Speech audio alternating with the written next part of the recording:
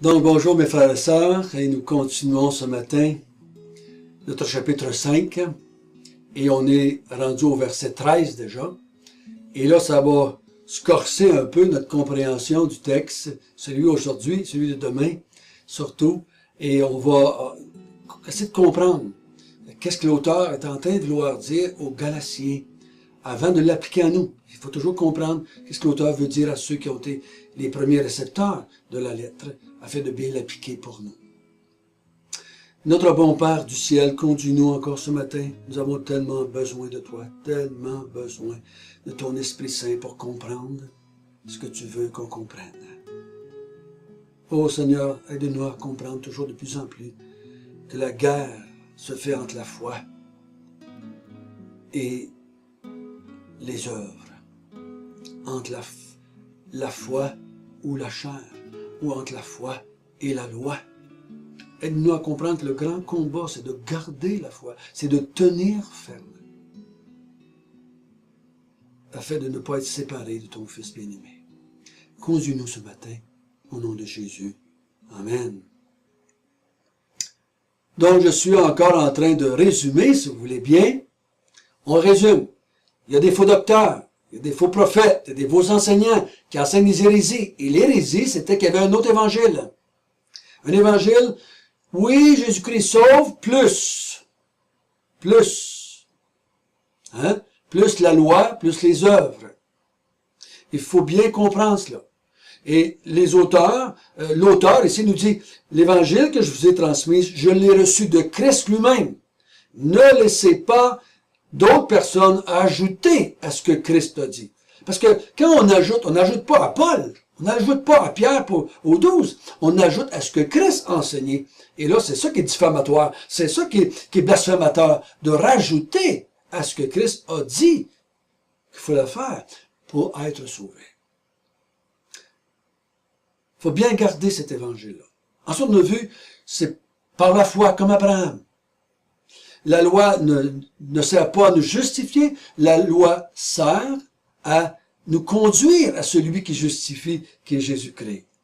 On a vu, c'est Christ qui nous a rachetés de l'esclavage, de la loi, et qui a payé notre rançon afin qu'on devienne des fils adoptés de Dieu et qu'on puisse dire « Abba, Père ». On n'est pas, nous, des enfants de la chair, comme Ismaël et Agar et Sinaï, mais on est des enfants de la femme libre. Hein? Sarah, les promesses. C'est pour ça qu'il commence le chapitre 5 en disant, vous qui avez atteint la liberté par Jésus-Christ, vous qui avez été affranchis par Jésus-Christ et vous êtes devenus libres, ne retournez pas à l'esclavage. Ne vous laissez pas séduire par des gens. Ne rajoutez pas la loi et la circoncision, car vous êtes déchus de la grâce, vous êtes séparés de Christ, vous n'êtes pas héritiers des promesses. Mettez dehors, on a vu ça hier, mettez dehors ceux qui vous enseignent de telles choses. Rejetez-les, retranchez-les de votre milieu, excommuniez-les. La foi seule sans les œuvres de la loi. Pour être sauvé, justifié, sanctifié, glorifié. C'est la foi seule, tout le temps, constamment. Et on a vu que le chrétien, c'est pas quelqu'un qui aime Dieu et son prochain pour être justifié. Il ne met pas en pratique la loi ou les 10 commandements pour être justifié. Mais il aime Dieu et les enfants de Dieu parce qu'il a été justifié et libéré de la loi. La foi se manifeste qu'on fait tout par amour pour Dieu et non pas pour être justifié ou gagner quelque chose ou mériter quelque chose de sa part. Ce matin, on va aller un peu plus loin dans notre continuité de combattre ce fléau, combattre cette hérésie de la foi et les œuvres pour être justifiés. Et nous allons lire à partir du chapitre 5 et le verset 13 jusqu'à 15. Frères, vous avez été appelés à la liberté. Seulement, ne faites pas de cette liberté un prétexte de vivre selon la chair. mais rendez-vous par la charité, serviteurs les uns des autres. Car toute la loi est accomplie dans une seule parole, dans celle-ci. Tu aimeras ton prochain comme toi-même. Mais si vous vous mordez et vous dévorez les uns les autres, prenez garde que vous ne soyez détruits les uns par les autres. Donc, qu'est-ce que c'est que l'apôtre Paul veut maintenant? Dans quelle direction s'en va-t-il? Il veut aider les chrétiens de la Galatie à rester fermes, attachés à la foi seule. Il n'est pas en train d'exhorter l'Église à une meilleure vie chrétienne. Si je pars dans cette direction-là, je me trompe. Ou je me fais tromper. Mais il dit quoi? Frères, vous avez été appelés à la liberté. Comment est-ce qu'on a été appelés à la liberté? Par la mise en pratique de la loi? Non. Par les œuvres? Non. Qu'est-ce qui nous a rendus libres? C'est-tu la foi et les œuvres? Non. Il dit, vous avez été affranchis, vous avez été amenés à la liberté par quelqu'un. Pas par quelque chose. Par quelqu'un. Celui qui vous a affranchi, qui vous a appelé à la liberté, c'est Jésus-Christ, c'est Dieu. Par Jésus-Christ, par son esprit. Donc, il dit, vous avez été appelés à la liberté par l'œuvre de Dieu en vous. Vous êtes libres de la loi, de l'esclavage. Donc, c'est ça qu'il est en train de parler là. OK? Seulement, ne faites pas de cette liberté un prétexte de vivre selon la chair. De quoi est-ce qu'il est en train de parler? De quoi est-ce qu'il est en train de parler? Est-ce que les chrétiens de Galate, est-ce qu'on a vu ça dans l'ensemble de l'Épître, que les Galatiens, tout d'un coup, leur idée c'était, ben maintenant qu'on est sauvé, maintenant qu'on a été justifié, maintenant qu'on est libéré, maintenant qu'on est sûr d'aller au ciel, buvons et mangeons, car demain nous mourrons, faisons-nous, payez-nous du bon temps, il n'y a plus de condamnation pour ceux qui sont en Jésus-Christ, allons-y, profitons-en, péché c'est pas si grave, c'est pas grave, on est sauvé pareil. C'est pas ça le problème. Ce n'est pas ça le problème. C'est pas ça qui les trouble. Ils sont pas dans les premiers épîtres de Corinthiens, mélangeons pas les deux. Un Corinthien couche avec la même mère. Un Corinthien, ils se traînent en cours les uns les autres. Ils ont des parties au repas du Seigneur. Ils ont plein de problèmes, là. C'est pas ça ici. Ce qui trouble l'Église, ce qui met le problème dans l'Église, c'est les faux docteurs, qui veulent les amener à mettre en pratique la loi pour être justifiés. Donc il dit, rappelez-vous ce que j'avais dit au chapitre 3. Maintenant, vous avez commencé par l'esprit. Est-ce que vous voulez terminer par la chair? C'est la même vérité ici, là. Maintenant que vous avez commencé par l'esprit, maintenant que vous êtes libre en Jésus-Christ, vous avez été justifié. Il dit, dites pas maintenant,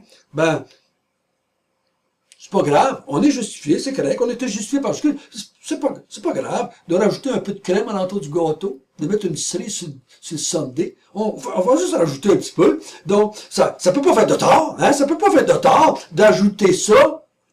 On était justifié par la foi, on était libéré. Mais, on peut pas perdre ça, là. Donc, c'est pas grave si on rajoutera un petit peu quelque chose pour être justifié. Pour améliorer un peu l'œuvre de Dieu, pour compléter l'œuvre de Dieu. Wow! C'est un blasphème. C'est un hérésie. C'est un hérésie. Il dit, c'est pas à cause que vous avez été libérés par Jésus-Christ par la foi. Ne prenez pas ce prétexte-là maintenant pour vous remettre sur la loi. Ne faites pas la déduction que maintenant, Christ nous a libérés, Christ nous a sauvés, Christ nous a régénérés, Dieu nous a donné son Esprit Saint. Maintenant, on va être capable de mettre la loi en pratique. Ça peut pas être mal. La loi vient de Dieu. Voyez-vous, c'est ça dont on est en train de parler ici. Ce n'est pas, faites pas un prétexte, vous allez vivre sous la chair, maintenant vous allez vivre dans le péché, vous n'allez pas vous aimer les uns les autres, vous allez tromper vos femmes, vos maris, vous allez vivre dans le péché, dans l'adultère, dans l'injustice, dans le mensonge. C'est pas ça dont il parle ici, les frères. Ce n'est pas ça dont il parle. Il dit, ne faites pas de cela un prétexte de vivre selon la chair. Et dans le contexte de Galate, c'est esprit, chair. C'est foi, loi. C'est la même chose. Il faut faire attention de ne pas faire ça, cette erreur-là. Et là, il dit au verset, excusez, à la fin du verset 13, il dit, mais rendez-vous par l'amour, serviteurs les uns des autres. Donc, maintenant que vous avez été libérés, que vous avez été affranchis, rendez-vous, serviteurs les uns des autres. Aimez-vous les uns les autres. C'est comme s'il y avait... Y a-t-il un problème d'amour dans l'Église? C'est quoi qui se passe là, dans cette Église-là? Est-ce qu'ils sont en train de se tirailler, de se battre les uns avec les autres? Qu'est-ce qui est en train de parler ici? L'amour, c'est quoi? Pour comprendre ce qu'il est en train de dire, il faut voir le verset 15 qui va nous emmener ça. Mais retournons bien ça. Il dit, maintenant que vous avez été libérés, il ne faut pas faire un prétexte de vivre sur la chair. Il faut s'aimer, se servir les uns les autres dans l'amour. Puis là, il rajoute, car, verset 14, car toute la loi est accomplie dans une seule parole, celle-ci, tu aimeras ton prochain comme toi-même. Donc, il dit, pourquoi vous êtes appelés à vous aimer les uns les autres? C'est parce que la loi dit que la loi est accomplie là-dedans. Aime ton prochain comme toi-même. Regardez bien le verset 15 qui va nous aider à comprendre de quoi il parle. Mais, si vous vous mordez, si vous vous dévorez les uns les autres, prenez garde que vous ne soyez détruits les uns par les autres. Hop! Est-ce que je détruis l'Église à cause que je fais des péchés, à cause que j'ai des manques d'amour? Est-ce que je détruis mes enfants, ma femme? Est-ce que le terme, est-ce que c'est ça que ça veut dire? Le terme est pas trop fort? Moi, je trouve que le terme est trop fort pour ça. Le terme est trop fort. Et si vous vous mordez, si vous vous dévorez, vous allez vous détruire les uns les autres. Qu'est-ce qui était le trouble? Qu'est-ce qui était le trouble des Galatiens? Qu'est-ce qui mettait la chicane, la division entre eux autres? L'Église était divisée entre ceux qui voulaient être sauvés par la foi seule, ceux qui disaient que l'Évangile de Christ nous sauvait pleinement, complètement, et l'autre gang, qui était avec les faux docteurs, qui voulaient, eux autres, mettre en pratique la loi et la circoncision. C'est ça qui amenait les problèmes. C'est pas l'immoralité, c'est ça le problème. Il dit, frères et sœurs, maintenant que vous avez été libérés par la foi seule en Jésus-Christ, rendez-vous serviteurs les uns des autres. Aidez-vous mutuellement dans l'amour à rester ferme, à rester attaché à l'Évangile. Il n'est pas en train de dire, encouragez-vous mutuellement à ne pas faire des péchés, à ne pas trop regarder la télévision, à venir aux réunions du mercredi soir, à faire des belles réunions, à ne pas parler en mal les uns des autres. Aidez-vous comme ça, là. Non, notre contexte est trop fort pour ça. Notre contexte, c'est aimez-vous, aidez-vous à persévérer dans ce que vous avez reçu. Parce que là, il dit au verset 14, aimez-vous les uns des autres. Faites aux autres ce que vous aimeriez qu'on vous fasse, comme toi-même. Moi, ce que j'ai besoin, savez-vous ce que j'ai besoin le plus dans ma vie chrétienne? C'est pas qu'on me dise que je suis un mauvais chrétien parce que je regarde trop à la TV. C'est pas qu'on me dise que je vais perdre ma récompense parce que je suis trop charnel. Ah oui, lui, il va être sauvé, mais comme à travers le feu. Il va être sauvé, mais comme à travers le feu, parce que il va être sauvé, mais par la peau des fesses, on dit en québécois.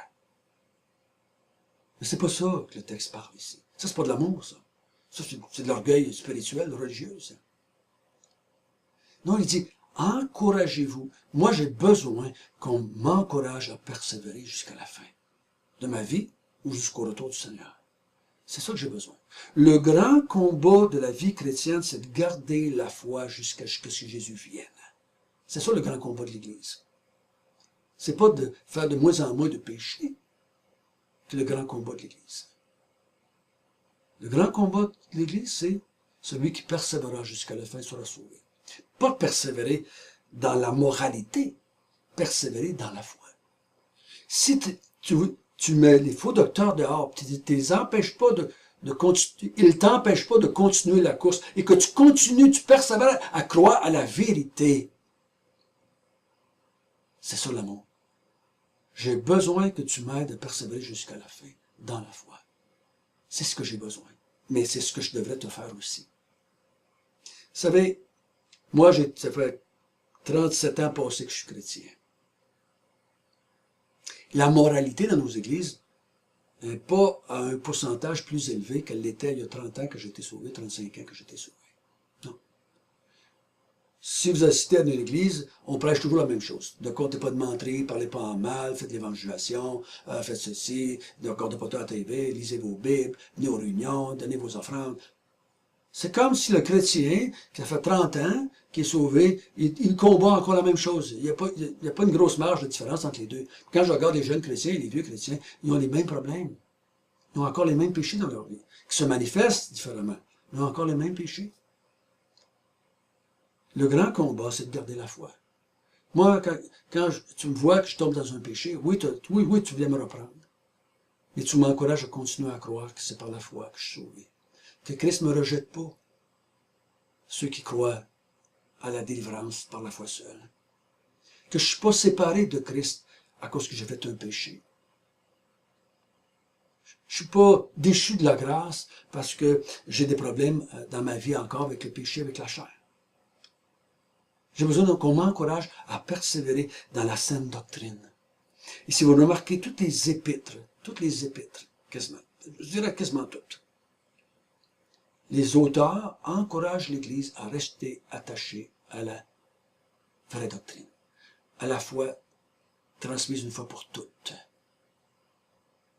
de rester attaché à l'enseignement des apôtres. C'est ça le grand combat. Et si vous regardez les églises à travers l'histoire de l'Église depuis 2000 ans, c'est quoi le problème? Elle meurt. Doctrinalement, elle meurt. 150 ans, 200 ans, c'est fini. Ils sont plus là. Ils sont devenus une religion d'œuvre. C'est devenu des gens plus moraux qui pensent que les autres. Ils essaient d'être des bonnes personnes. Mais le grand combat, c'est de garder la foi. C'est de garder l'Évangile tel que reçu. Aime ton frère, aime ta sœur, aime ton prochain comme toi-même, en voulant les encourager à rester attachés à ce que Jésus a donné. Instruis-la, encourage-la, fortifie-la par tes paroles, par ton exemple que toi tu vis dans la grâce. C'est pas dans l'exemple, hey, regarde-moi, moi je suis rendu pas mal plus loin que toi, j'ai une meilleure vie que toi en tant que chrétien. Regarde-moi ça, je suis un modèle pour toi là-dedans. Là. Non, je suis un modèle de persévérance, un modèle de foi dans la vérité. Ça compte. Ça compte. Parce que tous ceux qui vont persévérer jusqu'à la fin dans la vérité, vous savez une chose, ils sont sauvés. Ceux qui ne font plus de certains péchés, ça ne fait pas de différence, là. Je ne suis pas en train de prendre à la légère le péché. Non. Mais c'est pas ça que le texte parle ici. Il me dit, aime ton frère, aime ta sœur, en les encourageant à rester attachés à la vérité. Ne vous détruisez pas les uns les autres. Ne vous détruisez pas. Mettez dehors plutôt les hommes et les femmes qui vous enseignent, qui causent le trouble. Mettez-les dehors. Et vous allez arrêter de vous mordre et de vous détruire les uns les autres. Notre bon Père du ciel, merci. Merci que tu nous as donné l'amour de la vérité, premièrement. L'amour de la personne de Dieu. L'amour de Christ. Et tu nous aides à s'aimer les uns les autres afin qu'on se stimule mutuellement à rester attachés fermement à la vérité transmise une fois pour toutes. Béni sois-tu, notre Dieu. Au nom de Jésus, Amen.